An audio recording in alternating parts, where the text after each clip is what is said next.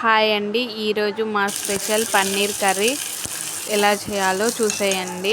ఉల్లిగడ్డలు, టమాటాలు కుడుకని మూడింటిని వేయించుకొని ఆ మూడింటిని మెత్తగా గ్రైండ్ చేసుకోవాలి. తర్వాత పన్నీర్ని చిన్న చిన్న ముక్కలుగా కట్ చేసుకొని దాన్ని ఆయిల్లో ఎర్రగా అయ్యే విధంగా వేయించుకొని పెట్టుకోవాలి.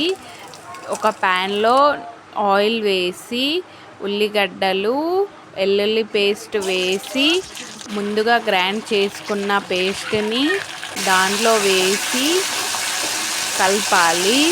తర్వాత పసుపు, కారం, ధనియాల పౌడర్, పెరుగుని యాడ్ చేసుకొని కొద్దిగా ఉడికిన తర్వాత పన్నీర్ ముక్కలని వేసి